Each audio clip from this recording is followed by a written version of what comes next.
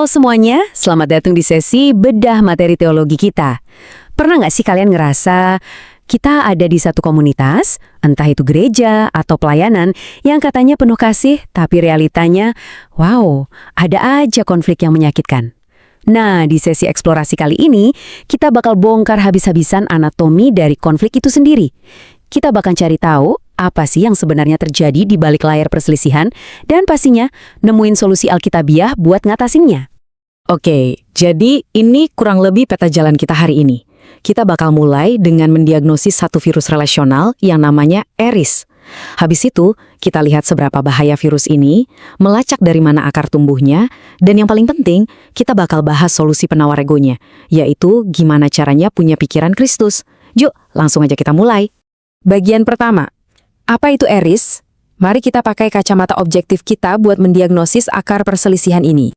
Tapi sebelum kita masuk ke definisinya, saya mau tanya satu hal yang mungkin kerasa banget buat kita semua. Kenapa sih komunitas spiritual yang fondasinya itu kasih dan pengampunan, seringkali justru jadi tempat di mana konflik paling pahit itu terjadi? Aneh banget kan? Paradoks banget. Tapi gini, poin krusialnya adalah kedekatan relasional itu justru nyiptain potensi gesekan yang paling tinggi. Ibaratnya, makin dekat Anda sama seseorang, makin kelihatan tuh ketidaksempurnaannya. Dan dari situ, percikan sekecil apapun gampang banget berubah jadi kebakaran besar. Nah, mari kita bedah istilah aslinya. Di Alkitab, bahasa Yunani yang sering dipakai buat kata perselisihan itu adalah eris. Kalau di terjemahan sih biasanya ditulis pertikaian, pertengkaran, atau perselisihan. Tapi ini yang menarik banget. Eris itu bukan sekedar perasaan gak suka dalam hati ya, sama sekali bukan.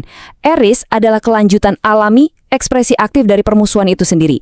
Ini tuh konflik verbal, pertengkaran yang benar-benar kelihatan di depan mata, yang jadi bukti nyata kalau ada kebencian yang lagi bersarang di dalam hati. Biar lebih gampang ngebayanginnya, ada perbedaan brilian nih antara dua konsep yang saling berkaitan. Coba bayangin, ekstrah itu kayak bara api permusuhan yang menyala diam-diam di dalam hati. Dia tersembunyi, panas banget tapi belum kelihatan dari luar.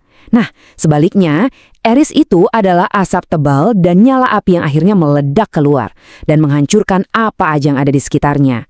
Jadi eris ini adalah bentuk aktif dan paling destruktif dari konflik yang udah nggak bisa disembunyiin lagi, udah meledak. Terus, seberapa serius sih Tuhan memandang masalah eris ini? Wah, ini lumayan bikin merinding. Coba deh kita lihat di Roma pasal 1 ayat 28 dan 29. Paulus itu dengan sengaja menempatkan eris di antara tanda-tanda pikiran yang udah menolak Allah. Penuh dengan dengki, eris atau perselisihan, tipu, permusuhan, dan fitnah.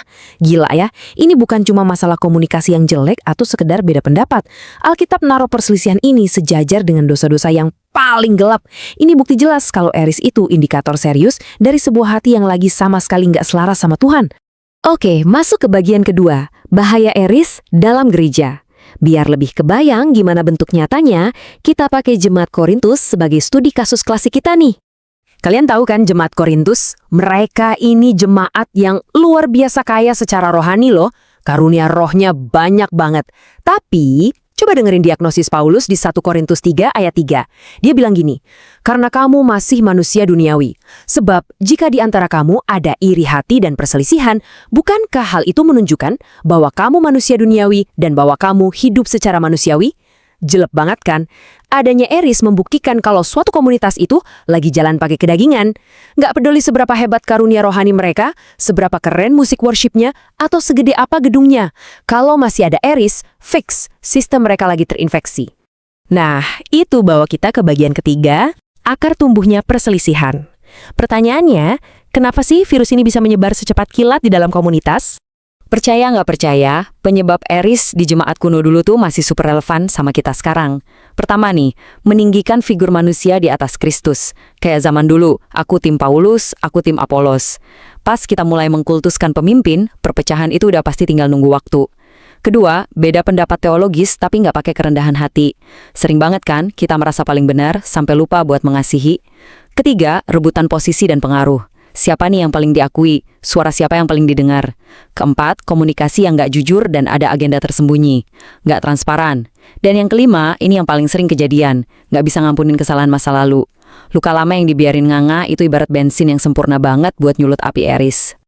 Ada satu kutipan yang benar-benar ngena banget dari Bapak Gereja Yohanes Chrysostomus yang harus banget kita renungin. Dibilang gini, Perselisihan dalam gereja lebih merusak dari serangan musuh dari luar.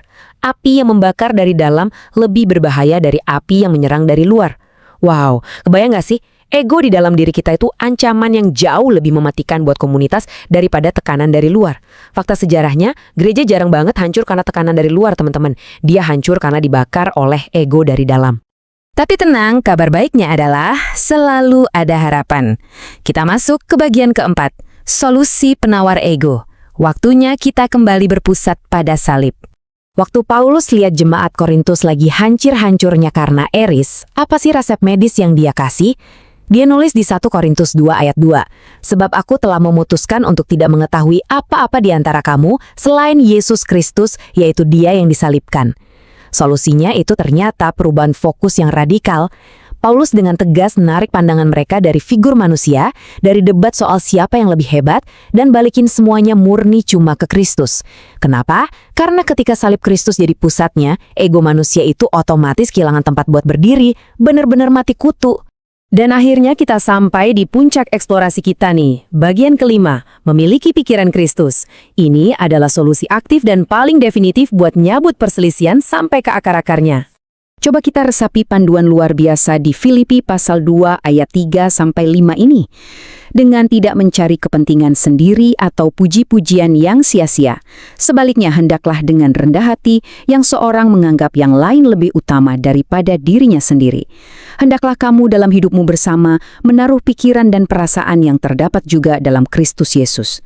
Poin pentingnya di sini, punya pikiran Kristus. Itu bukan sekedar konsep teori yang abstrak.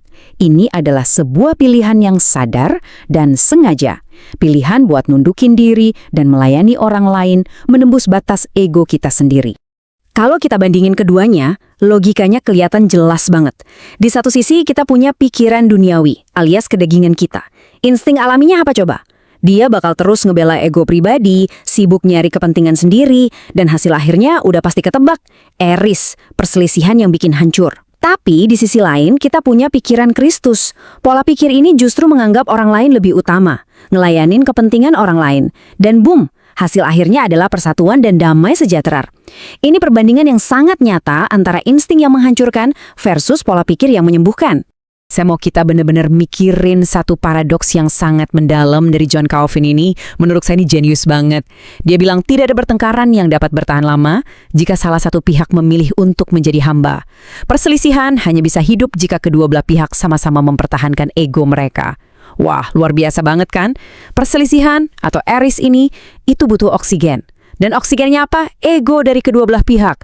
Jadi begitu satu aja dari Anda mutusin buat nurunin ego dan jadi hamba, api konflik itu seketika mati kelaparan karena kehabisan napas.